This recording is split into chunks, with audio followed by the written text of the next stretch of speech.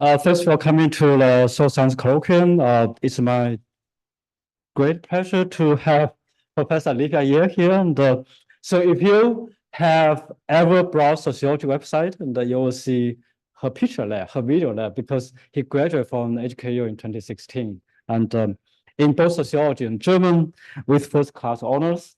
So that's why it's my great pleasure to have her here. And so if you look at the website, you'll find out she's still a little girl, but now she's already very promising and established scholar in aging and immigration and certification.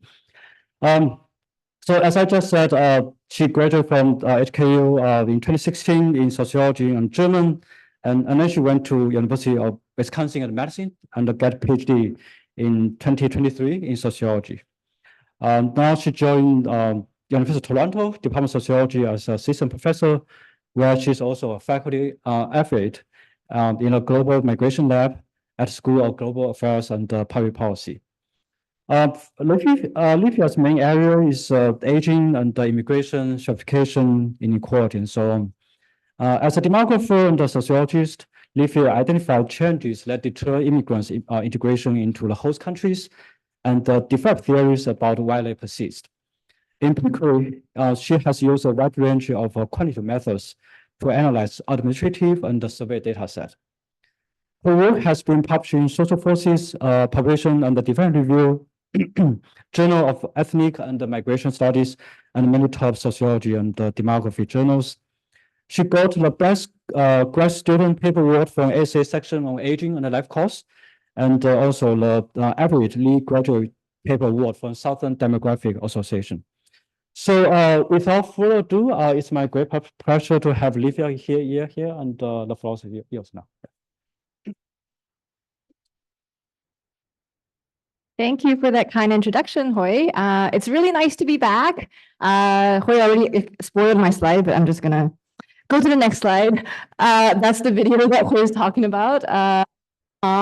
Professor Tom McDonald was the one that helped making that video and just encouraged me to speak about my experience here, which was very easy to talk about all the good things here because it was a really rewarding experience. I graduated in 2016. I double majored actually in sociology and German, and remembering that I don't know if this is still part of the sociology major now, but I did a capstone project in my last year here. It was really rewarding. It was like a really good experience to be able to do firsthand research. That was my capstone presentation. We did like a whole poster. I remember it was like kind of dark that day in the hall, so I went down to one of the supermarkets and got some string lights and put it up, and suddenly it lit up against all the other posters. And we had a lot of visitors asking us about our project, and I remember how excited I felt that day to talk to people about like firsthand data that we collected and to kind of infer theoretical ideas from things that we collected. Even though it was very basic research, it was actually a project about what it means to be international at the University of Hong Kong, the meaning of learning to be global citizens as students here. And it was a very kind of interesting experience for me to talk to both local students and non-local students to understand their experiences. But I just remember how it planted a little seed in me, thinking just how fun it is. It's really kind of gives me this different kind of energy that I had never felt before. And so the other thing I wanted to mention was just living in Hong Kong was a starting point for a lot of the things I think can do today. Bless you. Hong Kong is a really interesting and unique place, as all of you who live here would know that once you get to Hong Kong, you suddenly of course, think about migration all the time because everyone seems to be connected with some migrants overseas. People often are thinking or talking about their future plans of moving elsewhere, and of course, also the concerns that they might come with that. They might be worried about moving, leaving behind family members, all the challenges they might face.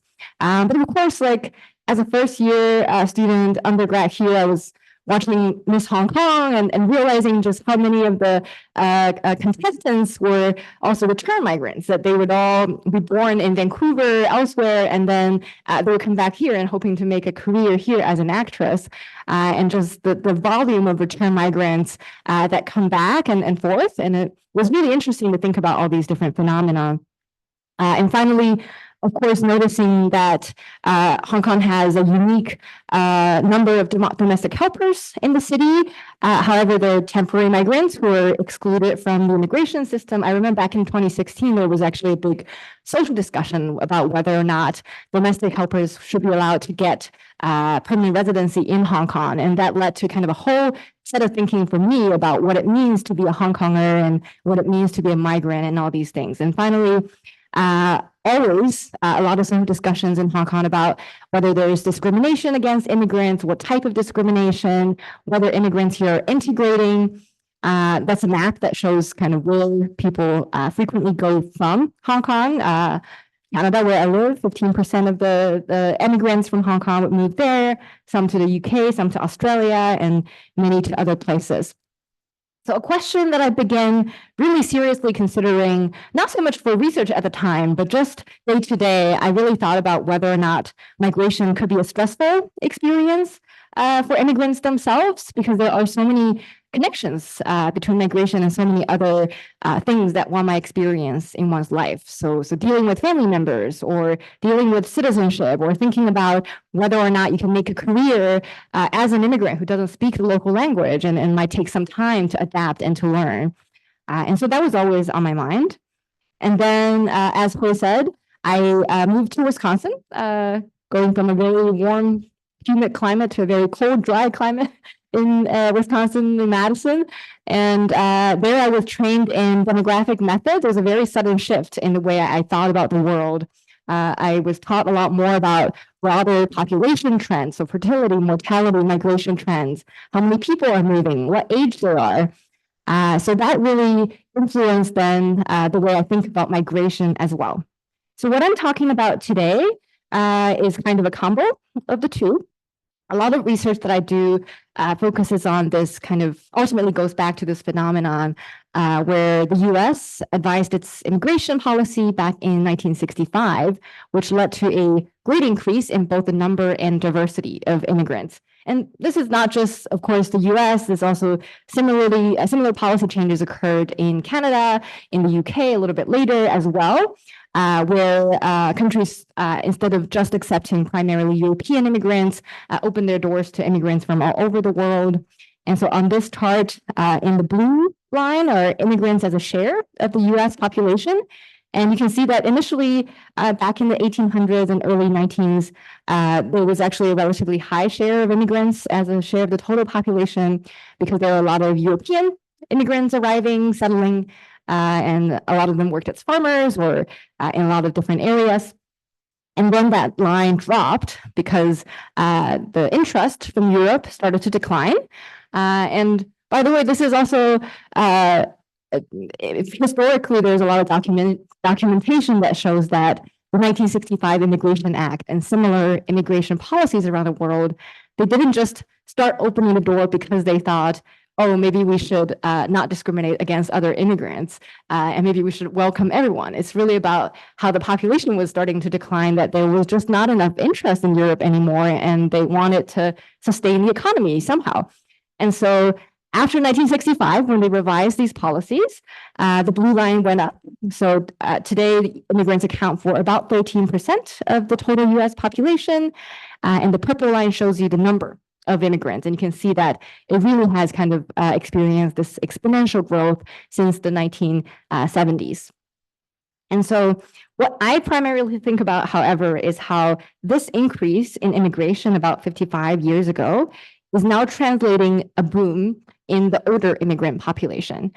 You can think about how someone who arrived in the US as, say, like a 20-year-old laborer, in 1965, that person would be about 80 years old today. And so you can see that mirroring that trend that I showed you earlier, this graph shows the foreign-born population aged 65 years and older from 1960 to 2060. So the latter part of the graph is a projection. This is from the US Census. And that back when the immigration policies first changed, there really wasn't much of a change in the population of older immigrants because most immigrants were pretty young. But as they stayed in the US for longer and longer, they also aged here. And today, we have a lot higher share of the population that's older that are immigrants. And it's projected that by 2060, so about 4 decades from now, about 1 in 4 older individuals in the US would be an immigrant. So that's a pretty large share of the population and something that policies really need to be prepared for. One last little nerdy demography graph. I really like to visualize these population patterns because I think it really shows us just how phenomenal population changes are. We look at a city and we think about how much its infrastructure, buildings, everything has changed, but the people have changed, I would say, even more than a lot of these other things.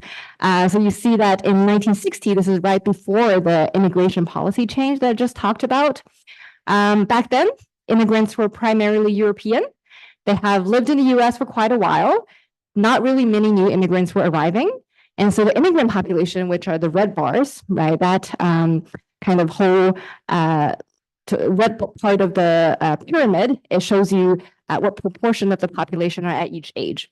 And so you can see that the peak of the age distribution for immigrants is really around age 55 to age 74, compared with the native born, whose age structure looked really more like a standard pyramid, where there are fewer older people and then a lot more younger people at the bottom. And so back then, immigrants were a lot older. The median age of immigrants was 57 years old back in 1960, compared with a median age of 28 for the native born. But of course, that changed because the doors were opened. A lot of young immigrants came in with their family members who were also immigrants.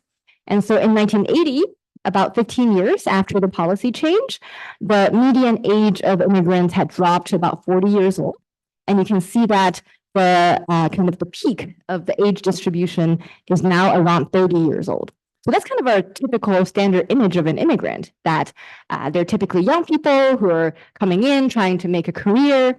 And the native born population, which are on the left-hand side, of course, also aged a little bit, just by nature of demographic change, but not by so much. So the median age in 1980 for the native born was 29.4 years old. But then the change happened, interestingly, kind of differently for native-born and foreign-born individuals.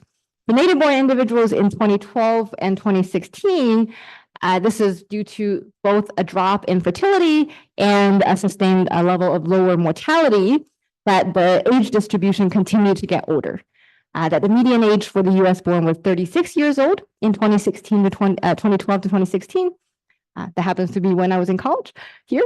And then the right-hand side, which are the immigrants, you can see that this is both due to immigrants who moved to the US earlier, staying here and getting older here, but also due to the fact that immigrants are moving to the US at older ages. That maybe it used to be that they are able to move to the US around age 20 and just start working and start doing stuff. But nowadays, immigrants are arriving older, maybe in later parts of their career, oftentimes coming from a different country first, having worked there a few years. And so now the median age for immigrants is actually 43.5 years.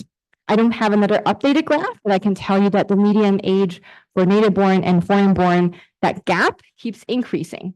So the kind of maybe the stereotypical image we have about immigrants being young, kind of energetic workers, that really isn't true if you look at the age profile of people. That the median native-born person in 2021 was 37 years old, versus the median immigrant was actually 47 years old. So we're really feeling the age structure change in the immigrant population, even more so than in the native-born population. So I think there are very important implications of all these trends. I hope you found them interesting, just like I did. That first of all, that means that now more than ever, we really need research on older immigrants' health and well-being, because this is a very large and growing population, and also different than the immigrant waves that came before.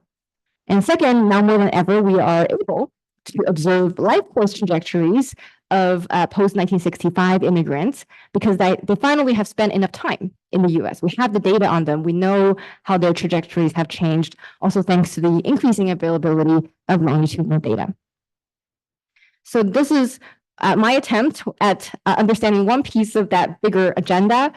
In this paper, I try to understand how do immigrants' life course economic mobility, so how much progress they have made economically as an immigrant, how does that affect their later life health?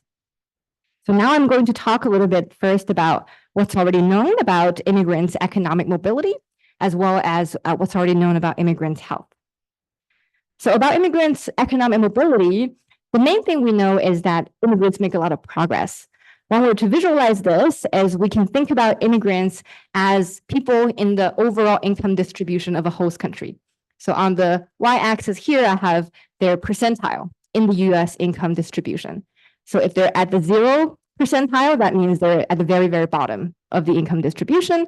If they're at 50, that means they're at median, so just like the average person.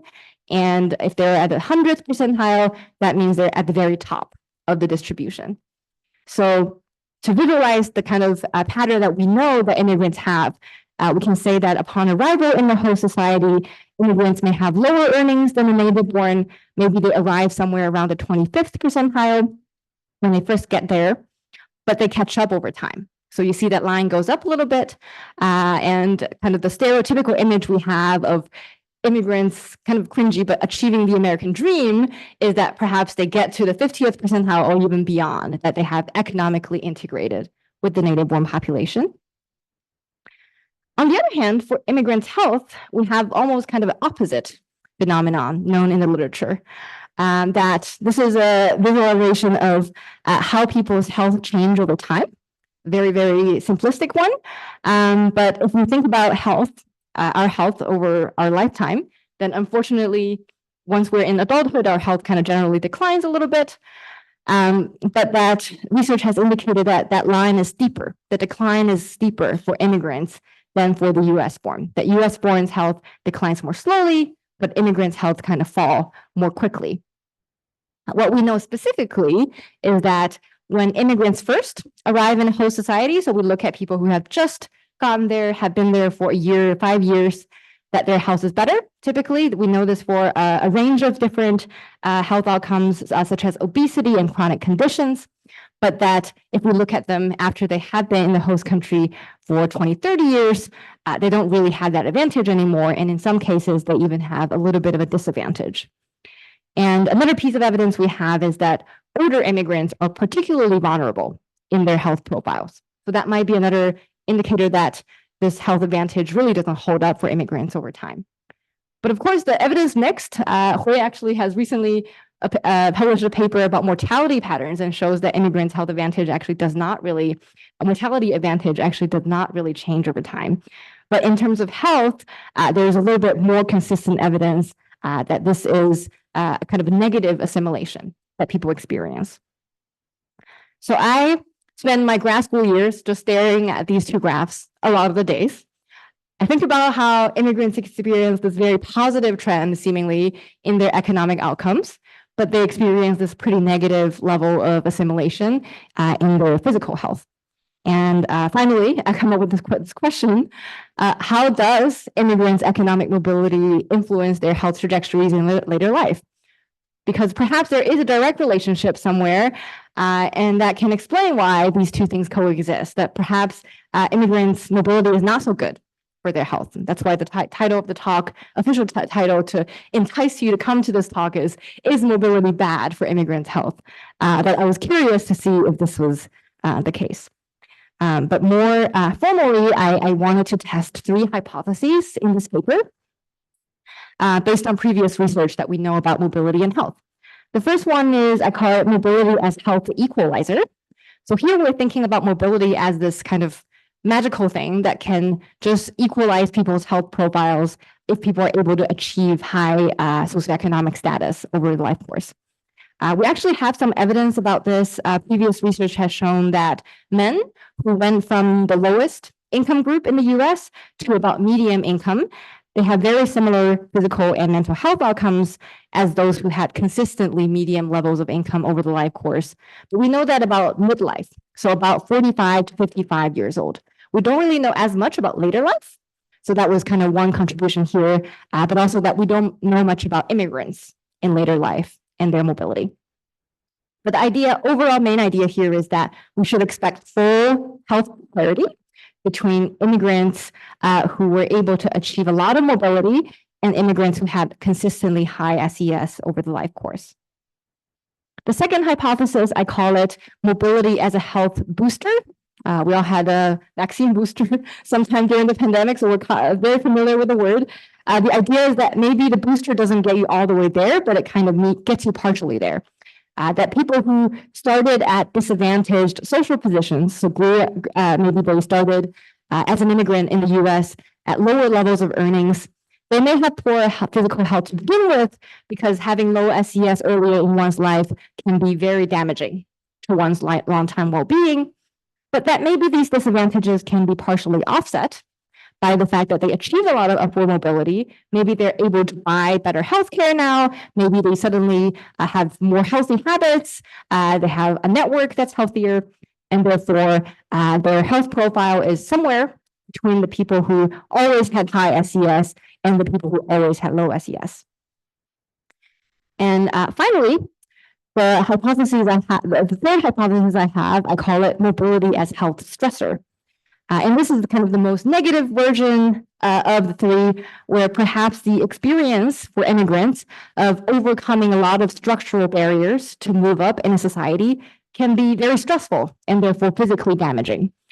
We know this in the literature on ghost driving stress for people of color, that among Black individuals in particular, highly educated Black individuals oftentimes have worse health within their education level, but also even compared with some of their counterparts who have lower levels of education, because they are suddenly in spaces where they're more exposed to racial discrimination, and that is physically damaging.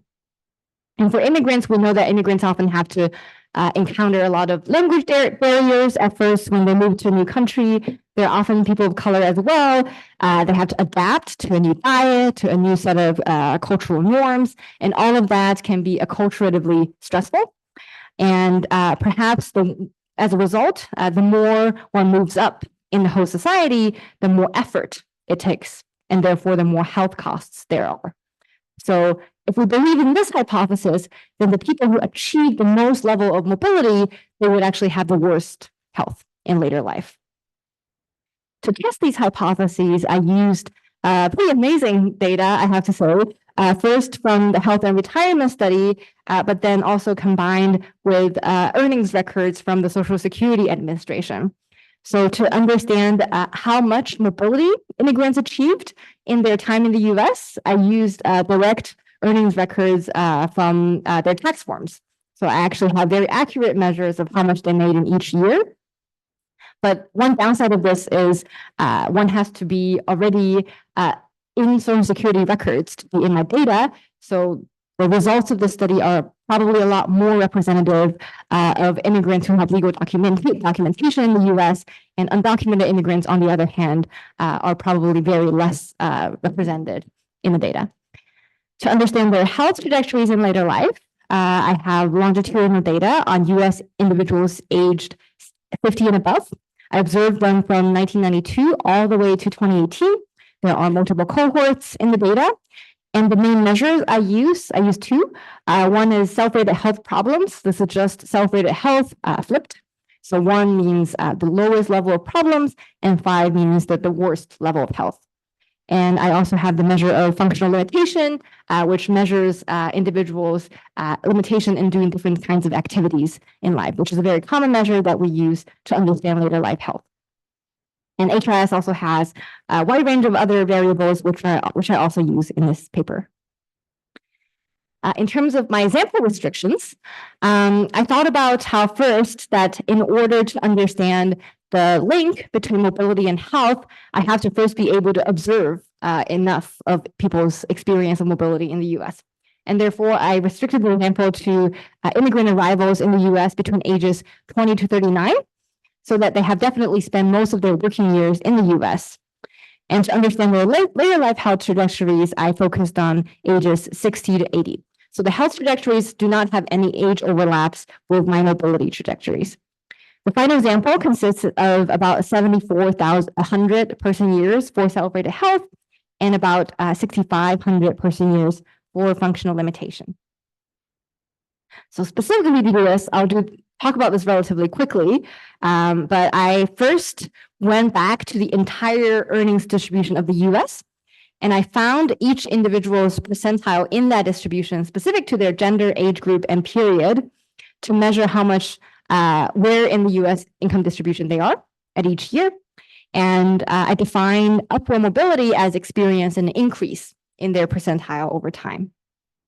I then used group-based trajectory modeling to sort immigrants' earnings percentile trajectories into different groups. I used BIC to guide my model selection, taking into account both being able to be attentive to details in the data, but also having enough amount of parsimony. And I used multinomial regression to understand some selection factors. I won't show these results, but I'm happy to talk about them if they come up in the Q&A. And finally, I use random intercept models to understand the association between these different earning trajectory groups. So perhaps there are some people who experience upward mobility, some people who stay the same, and some people that experience downward mobility. I try to understand how that is associated with longitudinal later life health trajectories between age 60 and 80. And I estimate 3 models, which I'll talk about later. So these are the 6 earnings trajectory groups I identified in my data. So just as a reminder, everyone here are immigrants. I'm putting everyone into the overall US distribution. So I use information on the US one, but the trajectories are for immigrants only. So there are a total of 6 groups here. That's kind of a lot to remember. We do kind of have to remember them for later to understand the results. So I'm going to walk through them in a few different ways to help you get a sense of what they are. So the first and biggest group are what I call low earners. These are the gray, it's the gray line at the very bottom of this graph.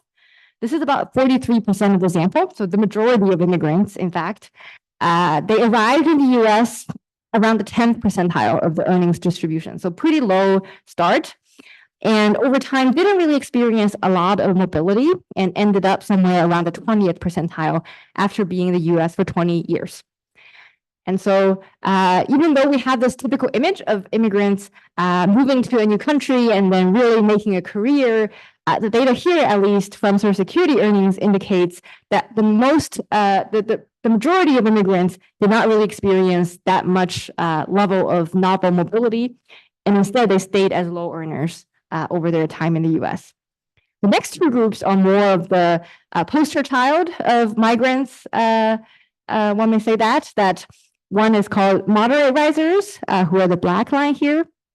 They also arrived in the US around the 10th percentile at very low levels of earnings, but over time were able to achieve median US earnings.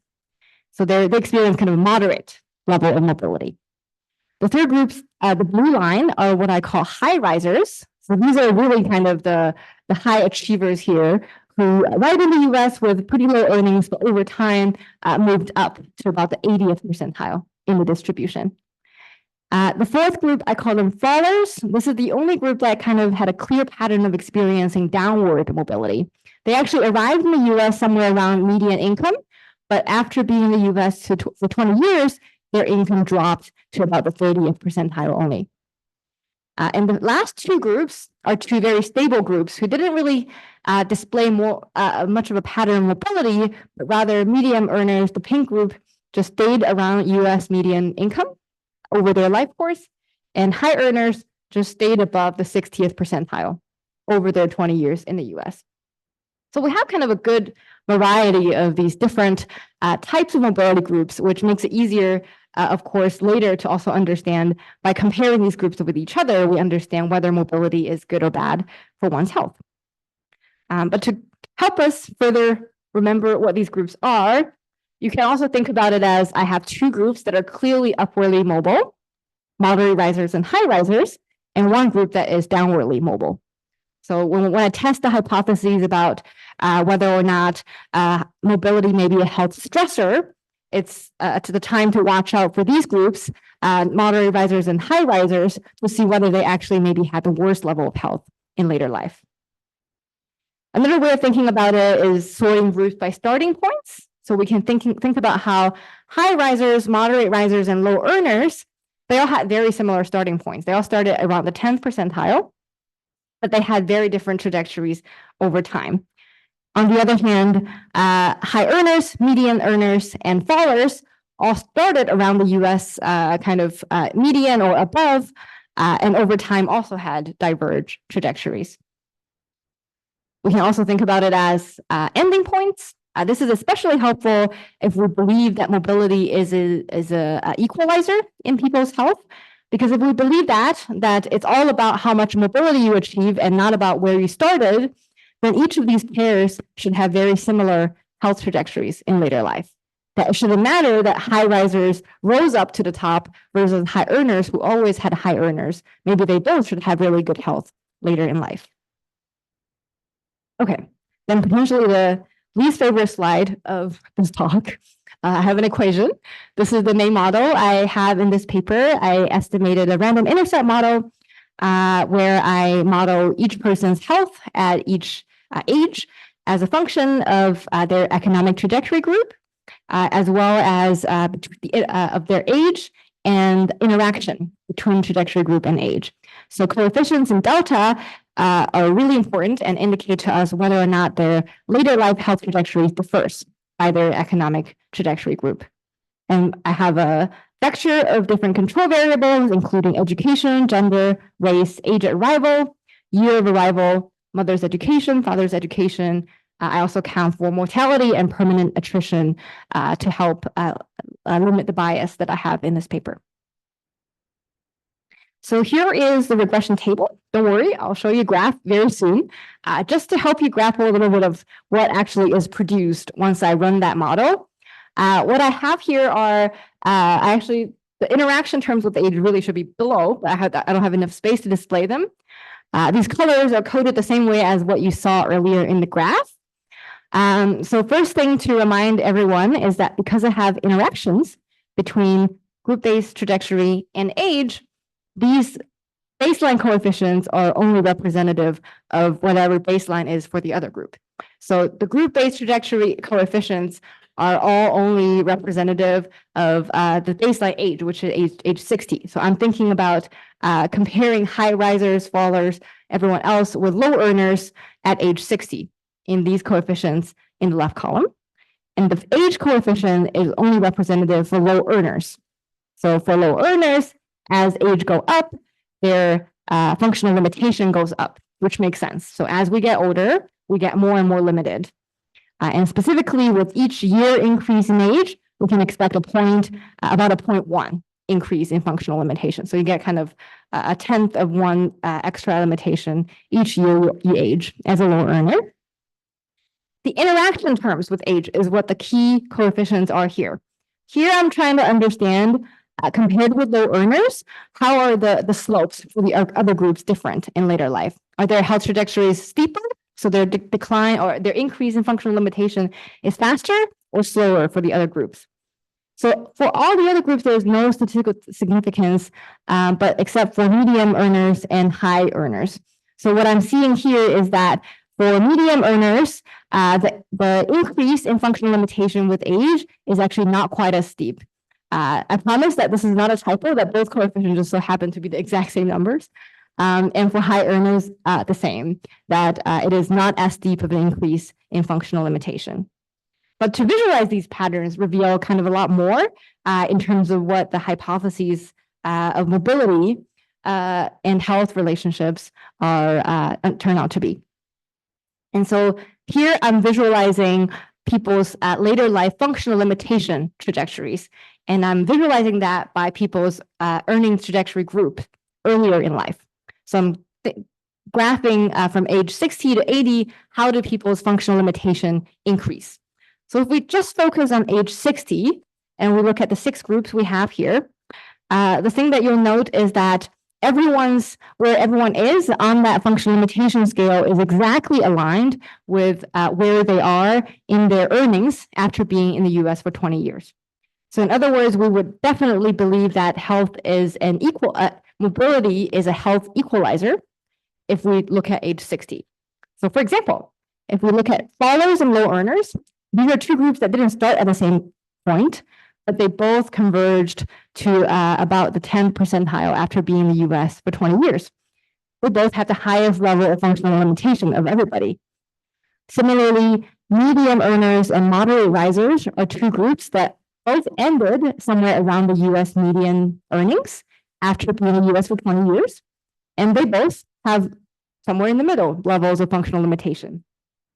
High earners and high risers are two groups that, if you remember, both ended pretty high in that graph in terms of their earnings, and they both have the lowest level of functional limitation at age 60.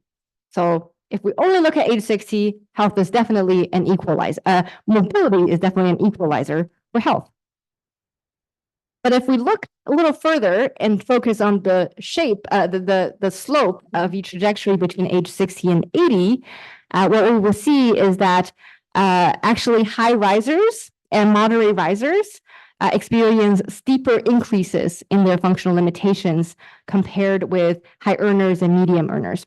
So what I'm saying here is that compared with people who always held the same kind of level of SES over the life course, the people who achieved mobility over time, the people who reached those positions and did not have those positions in the first place, they're the ones that experience the worst kind of health trajectories later in life. An easy way to look at this is if you look at age 80 and where people are instead, you'll see that even though high risers and high earners had similar health outcomes, functional limitation levels at age 60, by age 80, high earners still was the best faring group of everyone.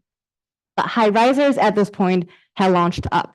Remember that in the table that I showed you for the coefficients, I tested differences between low earners and everyone else. And what showed up significant was the coefficients for medium earners and high earners. So these two groups are the robust ones that definitely have better aging trajectories. Their functional limitations was increasing a lot more slowly than everyone else. But the people who achieve a lot of mobility, their health declines. I say health declines, which is counterintuitive here because I'm showing you an increase in functional limitation, just so you know. But that the kind of health, the kind of worsening in their health for these mobility achievers ended up being very similar to the people who always had low SES over the entire life course. So the main takeaway here then, if we look at functional limitations, is that I see health as an equalizer kind of evidence at age 60, but once we look at trajectories, health really looks more like mobility looks really more like a stressor for health. That at age 80, fallers or earners have the worst level of health, but moderate risers and high risers are only a little bit behind them. Similarly, I have coefficients for cell-rated health. I'll just quickly say that the results really are overall pretty similar, even though where the coefficients show up as significant is a little bit different. But overall, I find that at baseline, so at age 60, we see that there are significant differences between high risers and high earners in what their health are like compared with low earners. And if we look at only low earners and their age trajectories over time, then we see that again, as people get older, our self-rated health problems gets bigger. But the interactions with age shows that compared with low earners, moderate risers and high risers actually have steeper increases in their self-rated health problems over time. This was not found for any of the other groups. Even though where we see the significance changes a little bit here, if we look at the graph, it's actually a very similar story. Again, at age 60, health is clearly, mobility is clearly a health equalizer because fallers and low earners, again, have the highest level of self-rated health problems. Medium earners and moderate risers have somewhere in the middle, and high risers and high earners both have the lowest level of self-rated health problems. So money seems to be correlated with health very strongly at age 60. But once you get to age 80 and you look at the trajectories, it's very clear that the two high achieving groups, the two high mobility groups, moderate risers and high risers, they really launched up ahead of everybody else in terms of how many self-rated health problems they experience. That at age 80, they're the two least healthy groups. Following them are low earners and fallers. And finally, medium earners and high earners still have the best level of health of everyone else at age 80. And so hopefully that kind of overall convinced you that the hypothesis that I found the most support for really is that mobility is a health stressor if we consider this longitudinal change in health, rather than just a single point focus at midlife, where we might think that mobility is more of a health equalizer. So the following results are much less satisfying than the striking patterns I just showed you. I did not really find a lot of good reasons for why mobility is associated with faster health declines. What I tested was I looked at one model where I added a bunch of measures of people's socioeconomic resource. So one thinking is that potentially that even though high risers and moderate risers made a lot of progress in earnings, that maybe they don't have a lot of wealth, or maybe they don't have good health insurance coverage, and that is why their health kind of declined more quickly. I did not find evidence for that hypothesis. Instead, I just found that, yes, these resources are able to explain why high risers are healthier than everyone else at age 60, but for the trajectories, it was not very useful in explaining that. I also estimated a model that considers maybe some behavioral differences between these groups. One thinking is that perhaps that there are differences in marital status, and another one is perhaps there are differences in some health behaviors. So I tested smoking behavior specifically and added it to the model, but I did not find that it explained any of the mobility and health associations at all. So of course, there's more work to be done on this paper because I need to be able to explain at least some of these patterns. Although if I do not end up finding a lot, then maybe it's just something more inherent about mobility that affects people's health in later life. So the next steps is I'm really hoping to add more to this paper in terms of being able to control for some of the early life health conditions.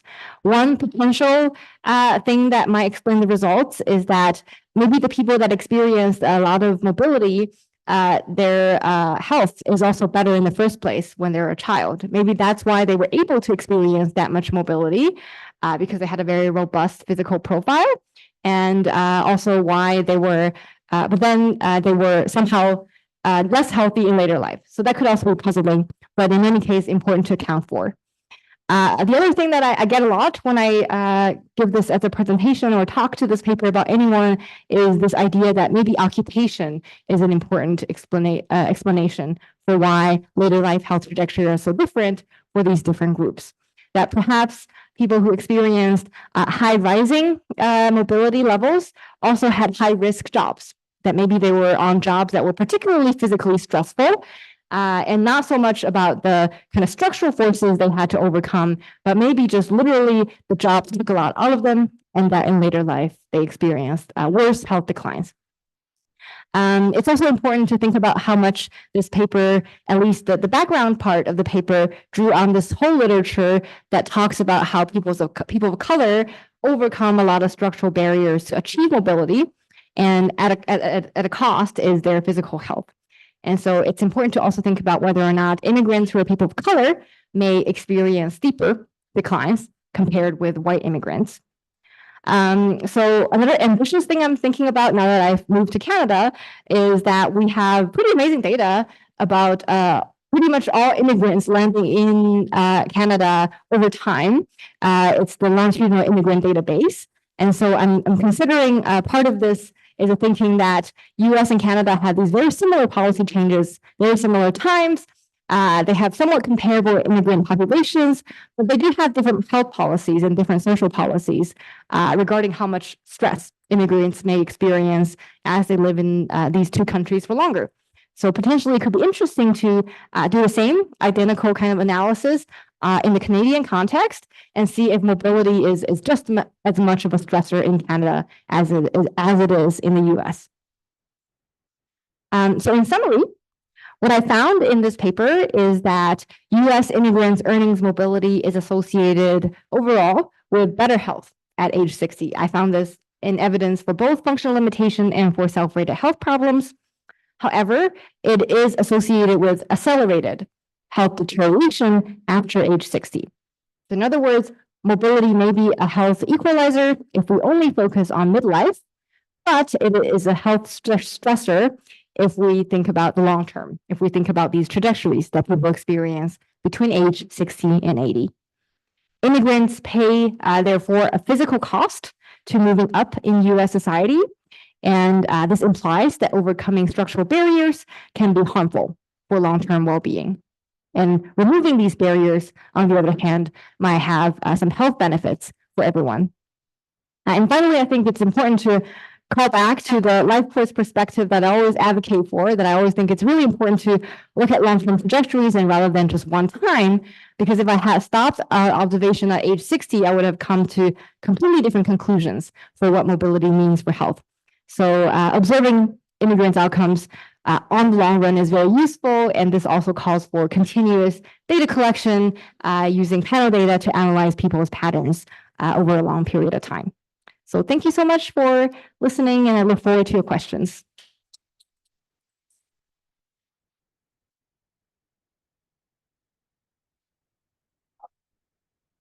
And with the caveat that I'm about to be a pain in the backside. Oh. But what I want to talk about are considering the implications of regression to the mean for your findings. Now, I'm still trying to wrap my mind around what it was, but if we could go back to like slide 13. Okay. Or thereabouts, where you sort of show the health, yeah, that one more, the one I just saw with the sort of diverging, yeah, that one. Thank you. This one. Yeah. Okay. So I'm going to make an argument and then we can argue about it. But what I would argue is we can explain both the rapidly dropping health trajectory vis-a-vis native borns for immigrants and the increasing SES for immigrants vis-a-vis native born using regression to the mean. So I don't know much about migration at all, apologies, but I did my master's in stats. So like you, I have this, anyway, the healthy migrant hypothesis. So you can look at that as a sort of shock or as a combination of signal and error, random error. So you just kind of got lucky at a certain point in your life and you're at the top of the sort of health group, right before you migrate. So it's a combination of signal and noise, right? And what would happen if that's the case is that if you track that group over time, the people for whom that would be noise, right, would actually, cause a decline in the average health. Yeah. Right. And since it would be like you've selected extremely on that group, there's a lot of noise in there and you would see a steep decline, right? Hence the right-hand side. If you think about moving as creating an economic shock, you would have the same thing. When migrants come to a new country, right, they start out at the very bottom of the continuum.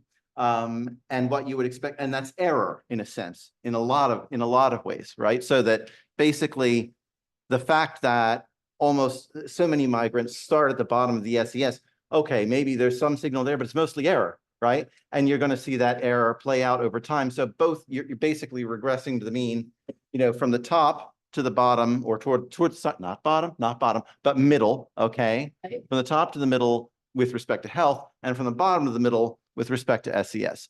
That's my, so I just kind of wanted to throw that out there. It's a refreshing argument. I don't feel like we have heard a lot about that in the healthy immigrant, because there's a big literature, right? Especially on the health end, I would say. On the economic end, it's a lot more in econ, and in sociology and demography, there's a lot of papers on trying to explain this health decline. And I feel like regression to the mean is this is maybe the first time I've heard of it. This could be my shallow read of the literature. I would say, since you said we're going to argue about it, that I don't really buy that there could be that much noise in, especially the health part. The economic part, I actually agree that because when people first move to a new country, their economic situation is so uncertain that you often have a temporary arrangement, and then you might make a permanent arrangement later, that you might suddenly have, I would say maybe the noise, although is trending more of a downward bias, because it's unlikely that suddenly you have noise at very high level income and then it drops. So it's very possible that I think this is important to check too, just how much of that is due to a temporary arrangement, rather than actually starting low in the labor market. For help, however, we do have a lot of triangulation of evidence. For example, talking to immigrants, surveying immigrants in both their host country, home country and in the host country, but also just looking at actual immigration systems and how much requirements there are for you to actually be healthy before you can move to any. For the US, there are actually fewer official selection criteria. For Canada, you literally have to do a physical of the move. And so that's, I would say there are much fewer noises there. And for the US, I would say it's pretty consistent that we see that immigrants really need to be physically robust, in part because a lot of them are coming in doing more physical types of jobs, that there are requirements that if you're not physically robust enough, then you would not be able to make that move. Yeah, but it's still a very interesting thought though. Well, I think it's an empirical question, right? And so what I would say is that if it's regression to the mean, Yeah. you should see a steeper decline when the standards are higher, right? And a less steep decline when the standards are lower. And the other piece is that if you saw the decline dipping below the median, right, for the whole population, that would also argue against regression to the mean. Yeah. So, you know, I mean, yeah, there are ways to test. Yeah. Yeah. That's very interesting though. Thank you. Sure.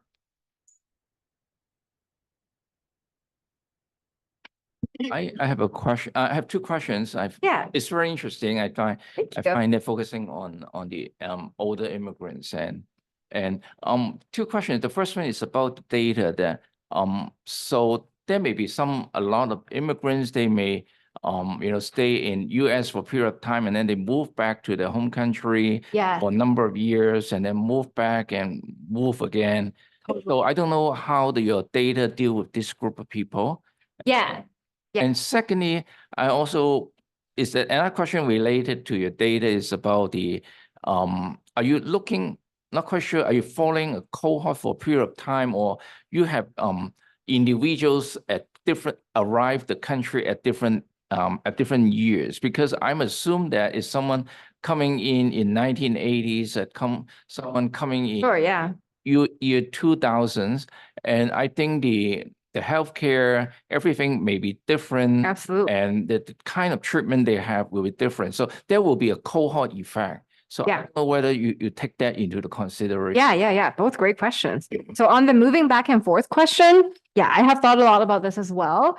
Thankfully, the group-based trajectory modeling more or less takes care of it, but I should do a deeper dive into it. So that trajectory model will just take whatever values you have. So if you moved to the US, you had lower earnings, you moved away, and then you came back and you had higher earnings 3 years later, you'll just contribute in those time points. And the time points that you're not here, you won't contribute. Or maybe like some people, they move back and then they earn, come back, they retire. So they have low income also still. Yeah. So remember that I focused only on arrivals at age 20 to 39. And I only look at their trajectories of the first 20 years that they have lived in the US. So the oldest immigrants at 20 years will be 59 years old. That's very old. And so I don't have any like official retirees, I guess, but it's possible that someone might move back at 50 and they say, I'm just going to chill and not do as much work as I used to. So that is actually possible. But it would probably be less prevalent because of the selection of the population, of the study population. But yeah, it's a good question. I won't be able to actually officially know if they really moved back and forth or they lost their job and then they were able to get a new job. But I only focused on years of earning trajectories where they had at least something. If it's a total 0, I believe the model will ignore that. Because it's very unlikely that someone would have absolutely 0 in 1 year. And then for the cohort question, yes, I have definitely many different cohorts moving at many different times, although I would say probably 80 to 90% of the sample arrived kind of at the beginning of this policy change in the US. So about 1965 to 1985. That's about the peak of the immigrant sample. But cohort is in the control for all these models, but I should be able to also look at separate models of maybe these groups may have very different mobility trajectories. And for the other, like you said, they have very different access to different resources. So their health might also be different. So yeah, heterogeneity is always kind of on my mind, but also tricky given I have limited number of immigrants in the HRS. So I'm trying to do as much as I can with this model. But yeah, I will add cohort to my list because I think that's definitely a very primary source of stratifier when we think about immigrants, right? So yeah, I should think about that for sure. Thank you.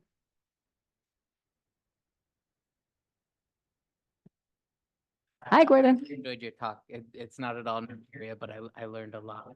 I just wanted to suggest maybe like a potential mechanism to help explain this stuff. Yeah. Or just like maybe see what you think of it.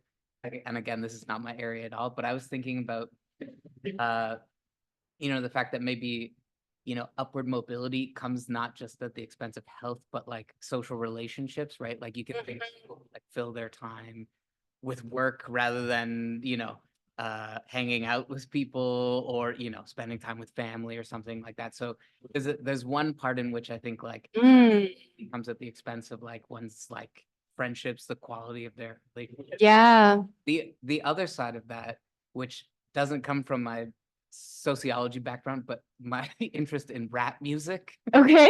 is that rappers are like so different context, rapidly upwardly mobile. Yeah. Always talk about the strains that come from upward mobility because your Yeah. relationships change because people look for handouts, Yes. right? So, Yes, absolutely. so maybe more people become kind of like economically dependent upon you, especially like people back home. Mhm. So I'm wondering if there's maybe like a dual thing where like the character of your social relationships maybe becomes a real strain, like either through loneliness or, whatever. Yeah. Through I really like that argument.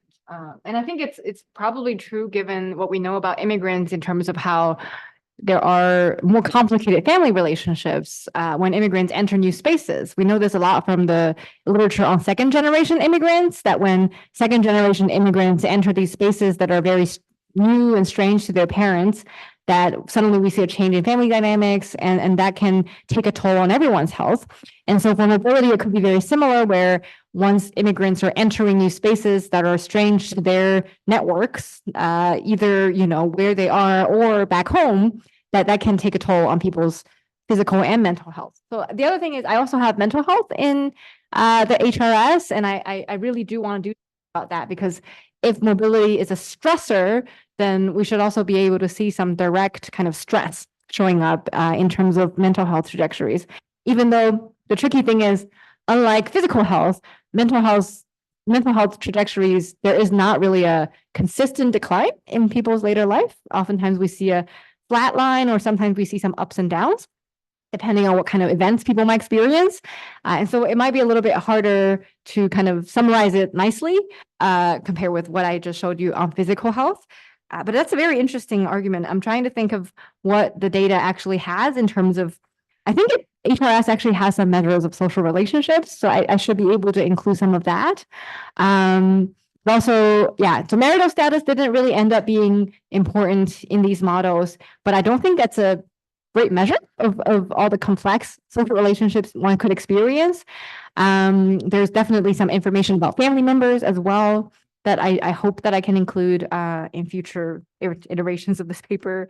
But yeah, that's also interesting that you learned that from rappers, but it's true that when we think about like, yeah, these extreme examples of like sudden success and what that can lead to in our lives. Yeah. And it's interesting too, just wanted to add, because like, I'm not, again, I remember reading like Perlin's model about stress or whatever, and he talks about the psychosocial resources that buffer stress. And a lot of them, I would think that people who are upwardly mobile would have a lot of like mastery and like self-esteem and things like that. Those are things that I think becoming upwardly mobile. Right? Like, Yeah. You feel pretty good about yourself. You're like Exactly. of your life. So like, yeah, so I think in some ways what's so cool about this is it's counterintuitive. Yeah. This is not what I would have expected at all as an outsider. So yeah, there's something really cool here. Thank you. Thank you. Yeah, I'm very curious to see if we would find similar or different patterns for mental health. But just like you said, like maybe their physical health has declined, but it still feels good. Yeah. They have achieved a lot. So maybe it is a total different story for mental health. Yeah, that's very interesting.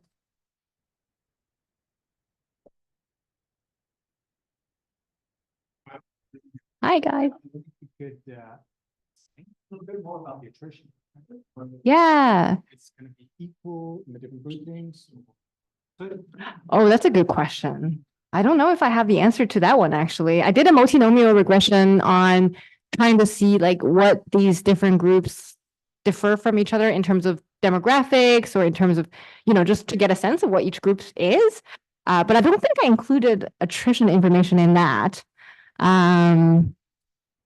Yeah, and that would probably matter for the results a little bit too, I think, in terms of like how many people are, yeah, I should write that down. I think so. What I can tell you though is that for the 6 mobility groups that I found, that off the top of my head, what I remember is that the high mobility groups, they mostly had higher levels of education compared with low earners and fallers, as well as and medium earners and high earners also are more likely to have had a bachelor's degree compared with the other groups. So that's again a little bit more consistent with this argument that you're maybe entering spaces that you were not previously accustomed to, and you're suddenly acculturated or being integrated into a new space. The other thing is the high riser group actually contained more Black individuals than the other groups, specifically Black women. And that's also kind of consistent with this idea that perhaps structural barriers is a big source of stressor for people's health, especially as we know about the particular barriers that Black women often have to overcome in the labor force. Other than that, I remember I also had in the model at what age people arrived in, and some of these groups are more likely to have arrived in their 30s than others. But the stuff that didn't really matter as much was surprisingly at what cohort they arrived in. So it turns out that there are just all these different diverse groups in every arrival cohort, I guess, as well as their socioeconomic background growing up. So their parents' educational attainment. I think that one was predicted whether someone would be a low earner, but not really for the other groups. But yeah, I should add attrition, like mortality as well as attrition into the multinomial model as well, and see what I find there. But yeah. Thinking like, actually, point, but in Yeah. like British context, right? We have like used to have more like people coming from Southern Europe, working pretty good jobs like pharmacists and stuff, kind of educated jobs. But most of them were leaving even before Brexit. Like they would earn money, then go back. And presumably they were healthy. Yeah. But sucked out. Yeah, actually, now that I think about it, it wouldn't be any, so there would be no survey attrition because this is all administrative data. So it'd be more about whether or not they, like you said, they still live in the US. But on the other hand, they do, right? Because they show up in HRS, and HRS is 50 and above. So the link happens kind of like you're observed at age 50 and above, and they get your permission to link information with the Social Security where they get all your earnings history. So you kind of have a guarantee that they didn't really leave by age 50 at least. And also they were observed at multiple time points later in life. So right, for example, for the health trajectory, you'd have to be at least age 60. And then sure, you might leave sometime between age 60 and 80, but there would be there wouldn't be any attrition actually before that. And so I guess that's one downside is we don't actually get to see these very interesting patterns of leaving and coming and what that means for people's mobilities and health. It has to be for the relatively stable individuals who stayed for the long run and then were observed later in life in the data, if that makes sense. Security, that will, it's, yeah, right? It's not like, people can draw their social security from their, Yeah, so it's just your earnings. So it's your W-2 is kind of like your whatever you earned in that entire year, all added together. Yeah. And it's only earnings, so it doesn't really include any other kind of income. It's only wages, earnings you had from jobs and things like that. Yeah. I think we had another hand there. Hello. Thank you for presentation. It's very interesting.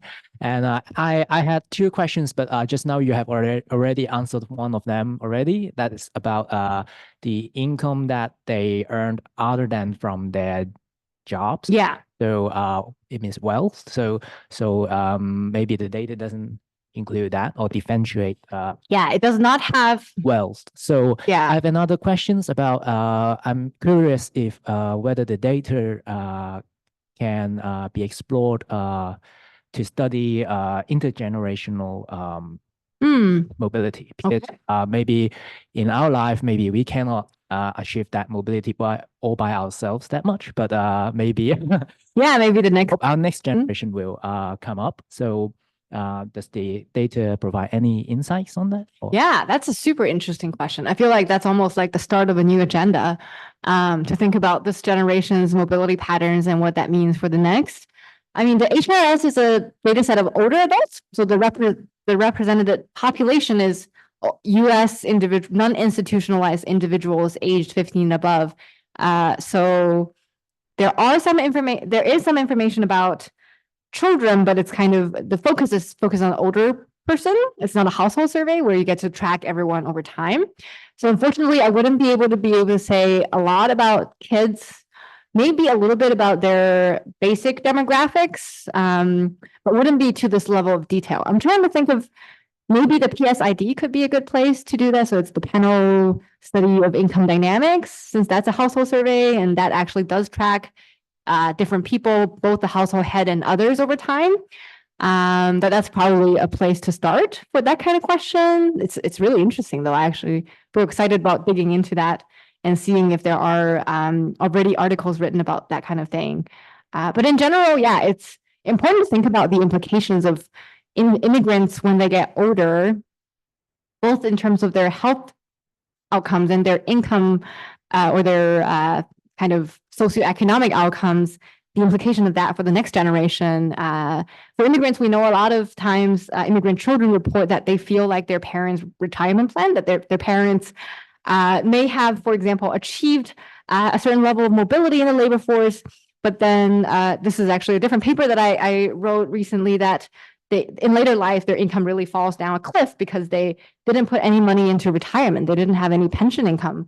And so they then start relying a lot more on their kids. And that really restrains what kind of jobs or opportunities that children might be able to take. And that could further affect their mobility that they may be able to achieve. You can also imagine that that's important for children's mental health, what they feel the role that they play in a family, and the kind of physical consequences that might have on the next generation. So yeah, it's a very interesting question. I hope that I can dig more into this in future papers and maybe using other sources of data as well.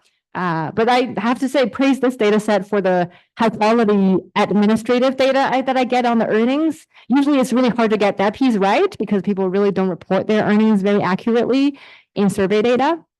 But with more and more linkages nowadays between survey and administrative data, it's getting more possible to do this kind of work as well. Yeah. Thank you. Yeah. Like health equalizer, but when you look at Mm-hmm. like become a health structure, so I'm Yeah. what is it you have to change this pattern, or let's say, what if I look at age 40 to 60, is it going to showing a pattern or like a different story? Yeah. So age 40 would be in our one paper that we're working on, we're actually wrestling with these questions of what age do we cut it off at. I would say for the outcomes that I looked at here, which are functional limitation, and self-rated health, we might be able to see some differences at age 40 as well.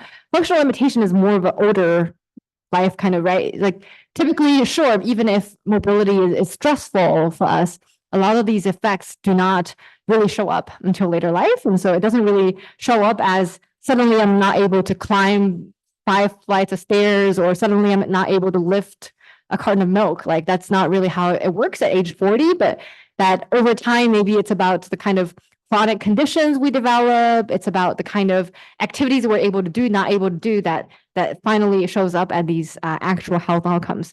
On the other hand, self-rated health is more of a holistic assessment of one's own health. And so maybe that's a little more possible to look at it at age 40.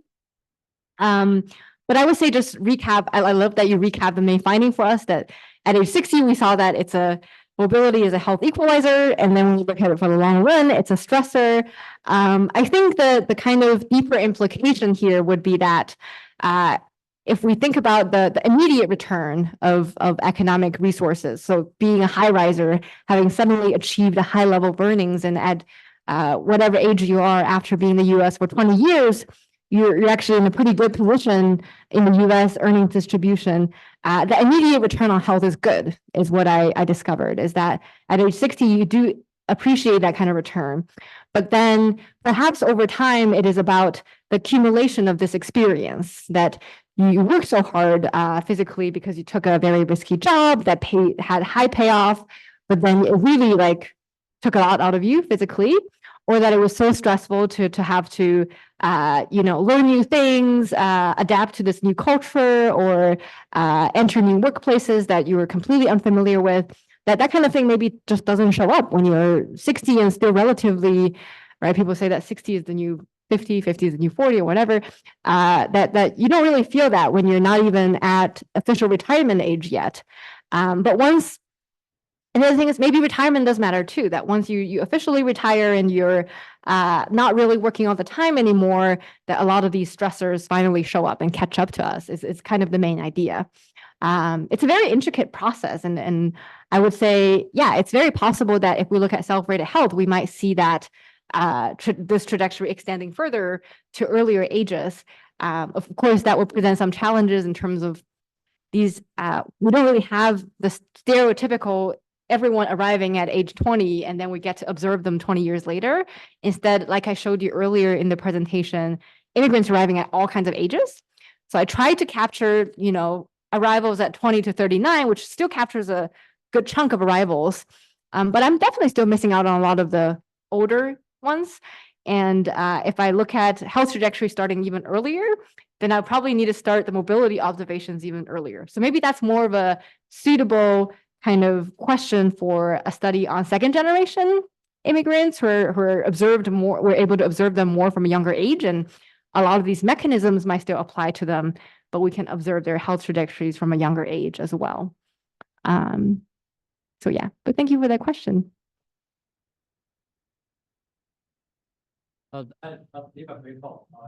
Thank you. I really like it. So I have several questions. The first one is relatively minor, like regarding the population pyramid. Can you go back to that slide? Okay.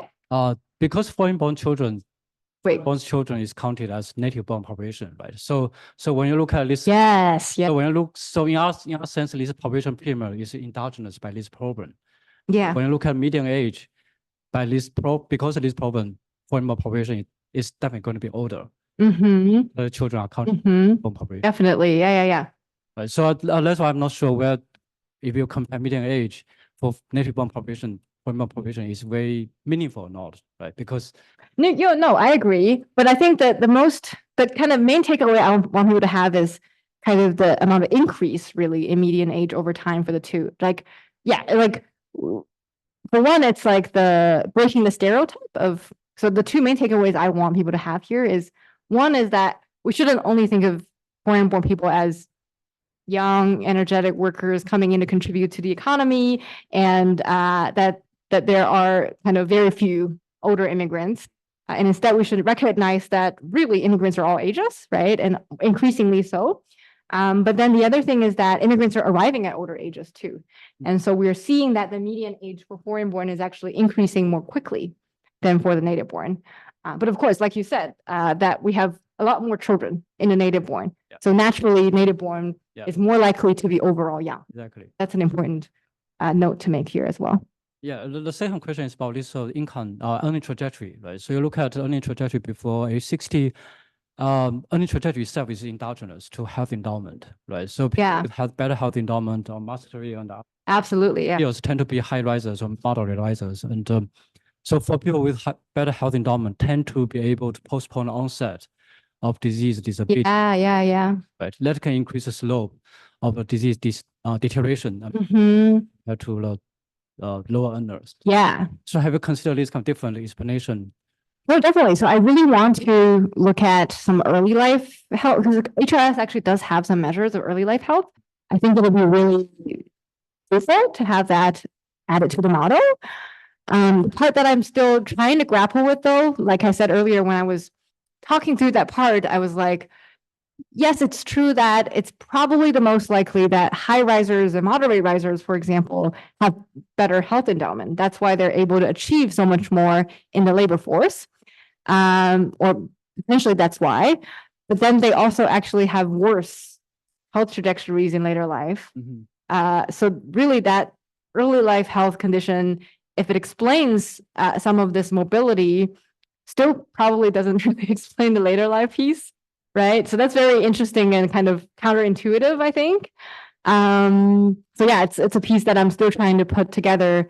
But I think in any case, I really want to add the early life health conditions to see if that changes the results in any way. And yeah, but I would say the main story of mobility as a health stressor is unlikely to go away because of that, since that's the main finding in later life. Yeah. Now suggestion is just look at mortality. So, Yeah. yes. So if health deterioration is really fast for the high risers, then mortality values to decrease faster, right? So and the HRS data is linked to mortality. So maybe look at mortality to test your explanation here. Yeah, maybe we can do that together.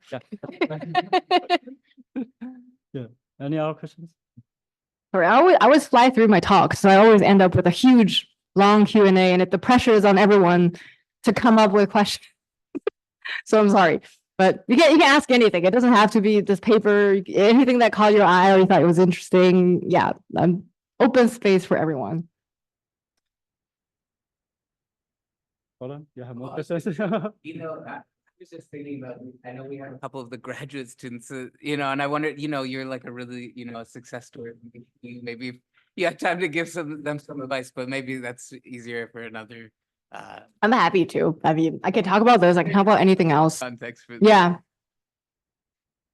No, yeah, it was great to, I think the department has also like changed a lot since I was an undergraduate student. I think I was asking Hui before my talk, like I have a lot of regression tables as an undergrad, like having been trained here back in 2016, I wasn't sure like but it seems like the program nowadays has a lot more like great methodological training and it seems like a great place to be. So I'm really excited to, if there are PhD students here, excited to chat with them as well after. Yeah. Should we end early? Social time? Thank you so much, everyone.